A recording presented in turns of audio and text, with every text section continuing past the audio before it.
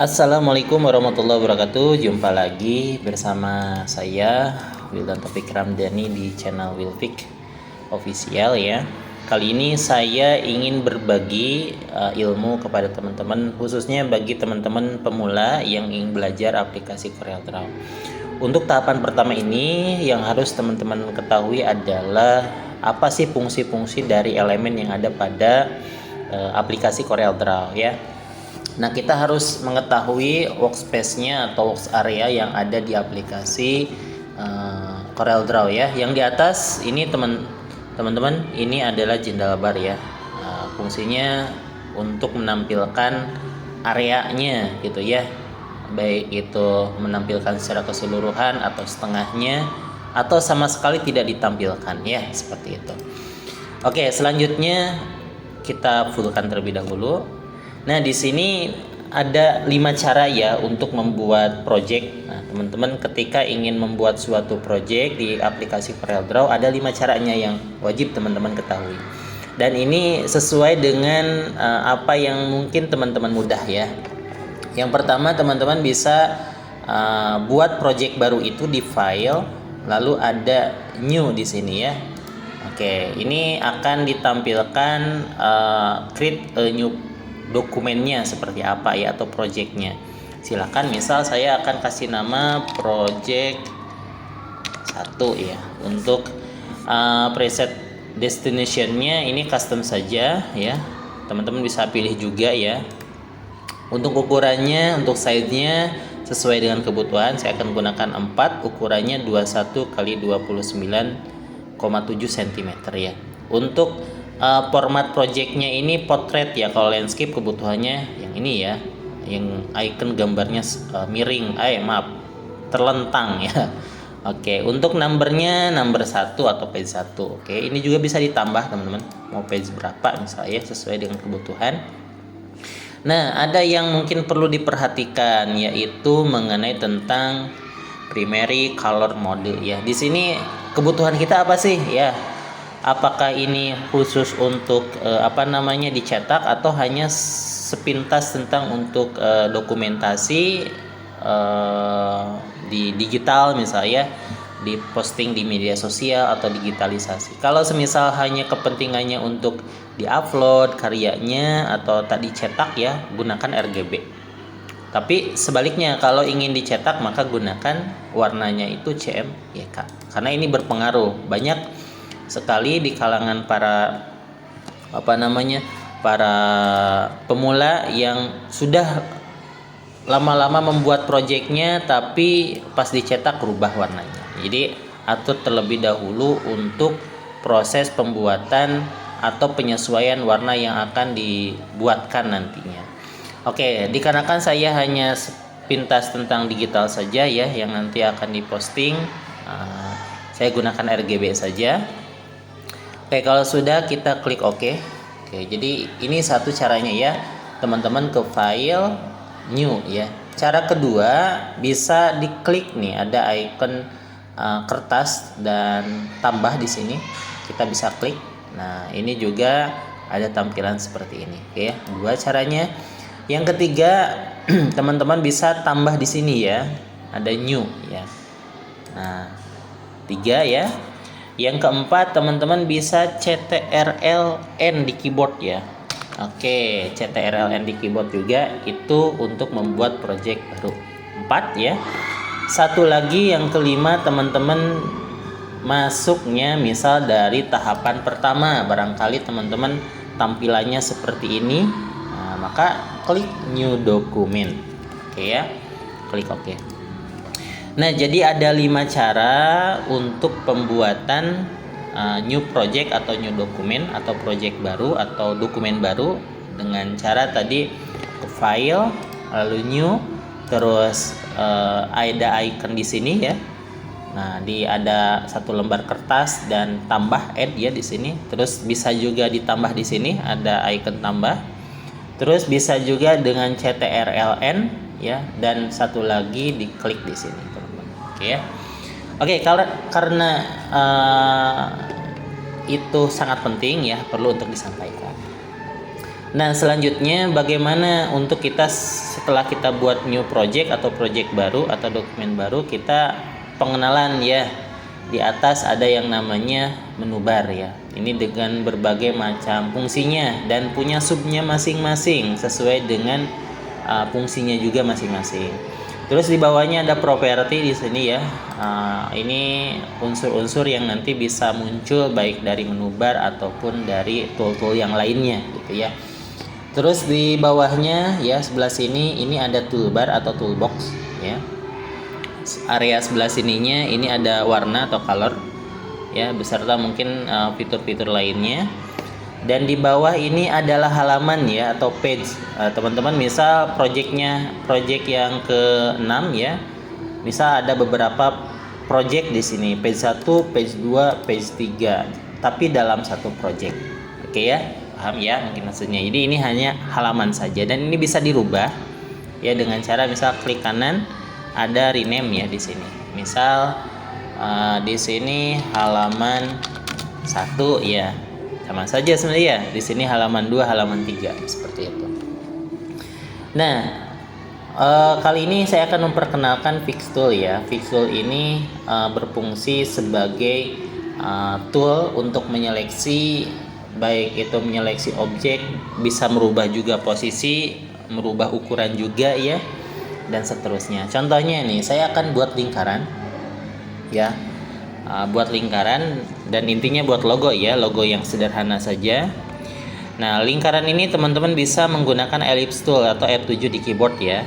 Nah, diklik saja ya, lalu ditarik. Nah, tarikan ini kalau ingin ingin bulat atau lingkarannya utuh, teman-teman tekan CTRL di keyboard ya.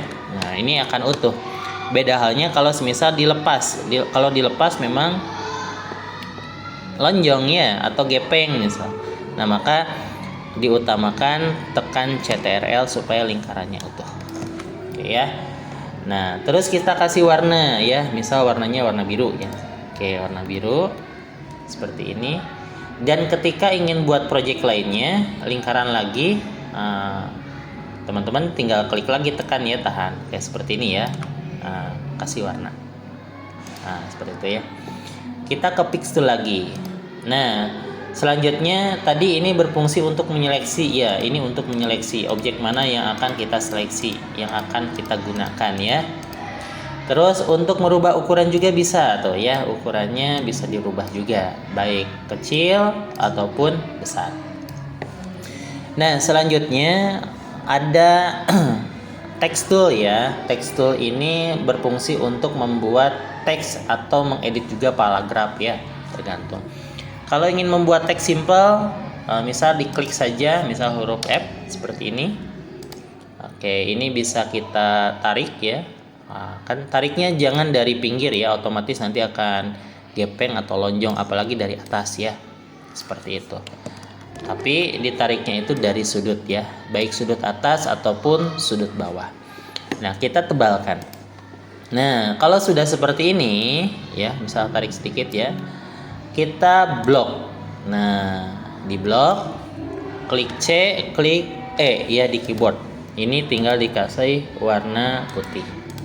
Oke, otomatis ini sudah membentuk logo Facebook kan ya, secara otomatis. Oke, terus selanjutnya kita buat varian logo Facebooknya teman-teman. Nah, ini varian satunya seperti ini ya.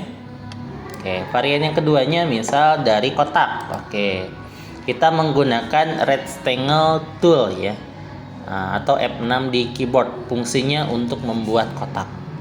Sama, untuk kotak supaya persegi teman-teman tekan CTRL di keyboard. Oke, seperti ini. Oke ya. Lalu kasih warna biru ya. Oke, teksnya kita duplikasi, bisa ke transformation position ya. Untuk mengaktifkannya teman-teman bisa ke objek, ada transformation, ada position, atau Alt F7 di keyboard, silahkan ya. Kita duplikasi, lalu tekan shift, klik kotaknya. Oke, C E ya. Posisi teksnya ada di belakang. Caranya shift peg down di keyboard.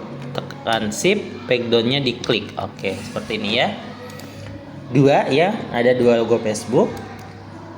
Satu kali lagi kita buat yang sudutnya tumpul, teman-teman. Ini tidak tajam seperti ini ya, tapi tumpul. Duplikasi lagi. Cara menumpulkannya teman-teman bisa ke shape tool. Nah, berarti shape tool itu fungsinya untuk merubah bentuk ya.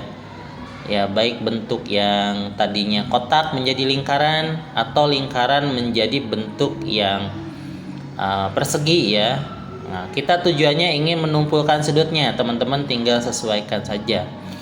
Nah, ini adalah cornernya ya. Nah, bisa diatur di sini juga ya, corner radiusnya. Misal ini 6, otomatis semuanya akan berubah jadi 6. Oke ya.